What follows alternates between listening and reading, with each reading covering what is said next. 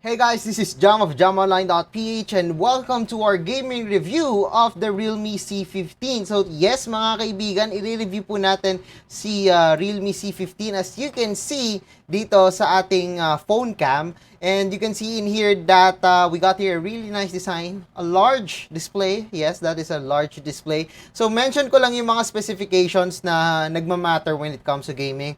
So we got here a Helio G35 octa-core processor, a 6.5-inch HD plus display. That's a mini drop full screen display. We also got here the variant that we got comes with 3 gigs of RAM and 64 gigs of internal storage. Of course, we got here a quad camera, but that isn't essential sa gaming needs natin. And isa sa mga talagang gusto ko sa kanya is that we got here a 6,000 milliamp hours of battery. So that is really large for a smartphone like this. So I'm really interested with that one. So what are we waiting for? So let's start doing our gaming review of the realme C15. So yung first game natin is PUBG Mobile. Quite demanding for a G35 processor. So we got here yung settings at the lowest, smooth at medium, balance at medium. So since we want to max it out, we will go for the balance and medium. Wala tayong anti-aliasing, wala rin tayo shadows. But yeah, let's proceed dun sa balance settings with medium FPS. So let's see. So let's try playing the game in team deathmatch. Okay, so let's start. Maghanap na tayo ng game natin and we will start our benchmark once nandun na tayo in game. Alright guys, so we're in game, so let's start benchmarking this one. Again, the graphic settings is set at balance with medium frame rate. So we are limited only up to, I believe, 25 median frames per second. Yan, and we're getting the median frames per second right now. And yes, I was right. We can get up to 25. Okay, so medyo may disadvantage tayo because we're only getting 25 median frames per second compared to other people that can get up to 30 frames per second or probably more. 40 frames siguro at ultra and then 60 at extreme. So let's see. Yeah, you could see in here that we're running it at 25 median frames per second. Very minimal yung ating frame drops, which means that the smartphone can handle the game just fine. Hopefully, magkameron na update soon na kung saan pwede pa makapagpataas ng settings niya. Because I believe the G35 can handle the game pa at a higher settings. Okay, medyo nahihirapan tayo pumatay with this frame rates. So, tingnan natin. Malay mo naman, baka naman makasurvive pa tayo mga kaibigan. Okay, we just killed it. That's our first kill mga kaibigan. And it's a headshot. It's a headshot. And we're winning. And it's not because of me, I believe. Pero yeah, the median frames per second is still at 25. No major frame drops. If you want, you could install GFX tool. I am not a fan of that kasi it's a third-party application. It might get me banned. I'm not sure regarding the policies. But if you want, you could get higher frame rates with GFX tool. But yeah, you can see in here that the smartphone's G35 can handle the game just fine. Okay, so the average CPU load is still at around 25%. The max memory use is 829 MB. Not that bad, not that bad. Yeah, 25 median frames per second pa rin tayo mga kaibigan.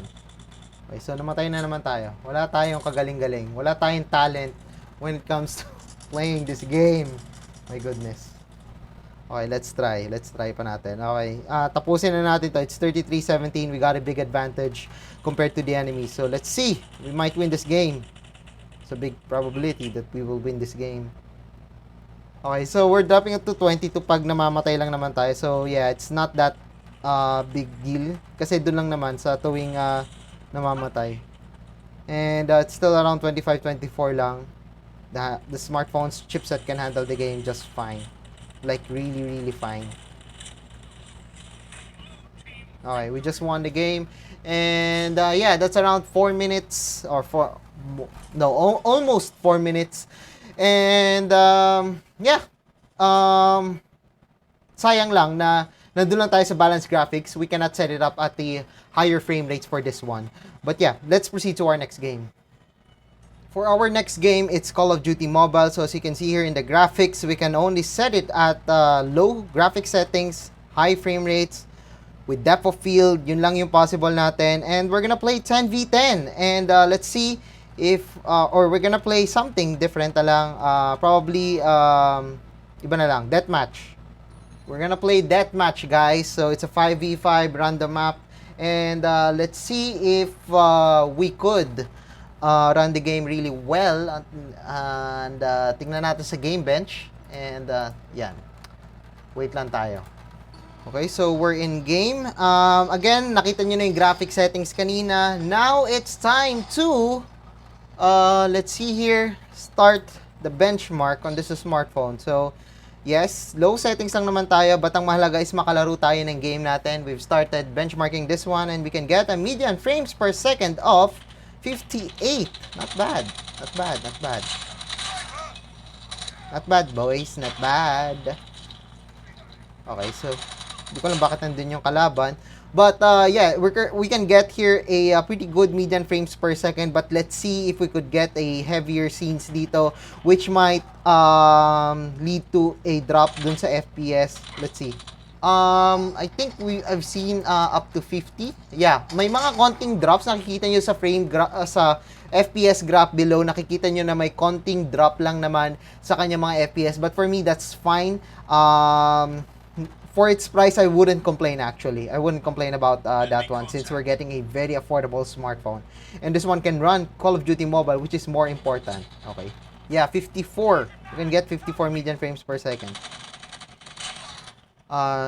It's going down actually, the median frames per second because of some, yun. So may mga konting frame drops tayo na experience dito. It might be, distracting to some people, but for me, if I just want to play casual game ng Call of Duty Mobile, I wouldn't complain actually. I wouldn't complain about that one. And yeah, okay, so may 48 tayo. May nag-down tayo to 47. Well, doon lang naman sa mga part na namamatay tayo, but dito sa mga part na medyo maraming kalaban, not that much. Not that much.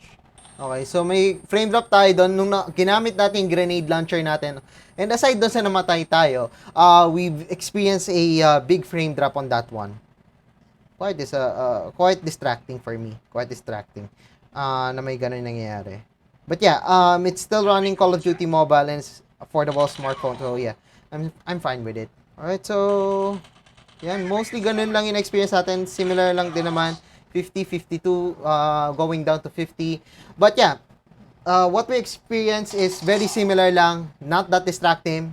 Not that distracting. I'm still happy with what we're getting. And I think magpo-proceed na tayo sa next game natin. Then we can go for the verdict dito sa realme C15 gaming review. Alright, so we're playing Mobile Legends. Ito yung pinaka-requested sa most budget smartphones. So, hinuli natin siya kasi requested. Anyway, you already know the performance on PUBG Mobile and also Call of Duty Mobile. So, this one is lighter. This one is more casual compared to those two games na in-mention natin earlier. So, we're gonna start benchmarking this one. So, as you can see here in the settings, we've set it up at high settings, HFR, HD mode on, shadows on, outlines on. So, lahat na on naman natin. And we're running the game already. So, let's see kung ano ba magiging frames natin dito. So, right now, we're getting a median frames per second of 44. And, yeah, we're dropping up to 42 yung pagdating natin sa frames. It's not that bad for me. I mean, it's not as fast-paced as FPS games. But 44 is already enough for me when playing games like this. But for some people, they might want to experience something more, probably better or smoother na experience. And, yeah, I think okay naman yun. But for me, I'm already fine with this one. It's high settings, HFR, HD, and we're getting 40 median frames per second. And if you want, you could probably opt for a lower settings to get a higher frame rates. We're just maxing out the settings para lang sa mga curious regarding sa performance nitong realme C15. So, let's see. So, as you can see in the graph below, meron tayong mga frame drops. We're running it at 33 frames per second ngayon na medyo marami ng kalaban. For me, okay lang yun. Okay, nagda-drop siya to 23 though. But it's still playable. Hindi pa rin ako distracted sa mga nangyayari sa game so far. But for some people, you know, baka magreklamo sila, baka ayaw nila yon. But yeah, for me, okay pa ako doon. 35 million frames per second at we're around 1 minute and 46 seconds. And let's see, baka naman maka-experience pa tayo ng better frame rate soon. Got it. Okay, so patapos na yung game natin and we're getting 34 million frames per second. It's not that bad for me. I mean, if you could turn down the settings, you could get better frames per second when playing this game on the realme C15. Now, let's go to the verdict. So you've seen 3 games running on the realme C15. We all know that the realme C15 isn't that powerful. I mean, it's a budget smartphone. What do you expect? It's a G35, fine. 6.5-inch, fine. But we got here a 6,000 milliamp hours of battery, which means that you can do a lot of gaming on this smartphone since we got here a large battery. Of course, the gaming, the battery, and everything will be done on our full review at jamonline.ph. For now, let's check out each frames per second that we're getting on the smartphone. So, for Call of Duty Mobile, we got here a 54 FPS with 92% FPS stability. For me, I am really fine with that one. That's 54% with 92% FPS stability. I already expected that. We have experienced a little bit of frame drops. It's a little bit distracting for sometimes, but as long as I can play, I'm already fine with it. You can still, you know, probably have some updates on the realme C15 in where you could get better graphic settings on the game. But for now, I'm still quite fine with it. And that's 54 FPS and 92% FPS stability. So that's fine with me. So for our next one is PUBG Mobile. With PUBG Mobile, we play the game. Unfortunately, only at balanced graphics at medium frame rates. So we're stuck at 25 frames per second. But we do got here 98% FPS stability. But I believe that the smartphone can do a lot more in terms of the FPS if there's no limit to that one. I mean, I believe that the G35 processor of the realme C15 can handle the game well. It can handle the game at a higher frame rates, maybe at least at a high frame rates with 30 frames per second, which I think is the acceptable frame rates for me at PUBG Mobile. Lastly, we've played Mobile Legends at the highest settings possible. High settings with HFR, with HD mode, with outlines, with shadows, with everything that you can turn on the smartphone. So on the realme C15, we've able to get a 34 frames per second. That's the median frames per second for Mobile Legends, and an FPS stability of 78%. If you want to get a better FPS on the realme C15, I suggest that you turn down the graphic settings of the smartphone and probably turn off the HD graphics. Just turn on the HFR mode to get a higher frame rates or whatsoever. But yeah, for me, it's a budget smartphone. I'm still fine with what we're getting on this realme C15. So I guess that's it for our gaming review of the realme C15. So if you like this video, don't forget to give us thumbs up. And if you haven't subscribed to my channel yet, be sure to click that subscribe button along with that bell button to get notified of the latest videos here at Jam Online YouTube channel. So once again, I am Jam of jamonline.ph. Thank you for watching and see you guys again on my next video.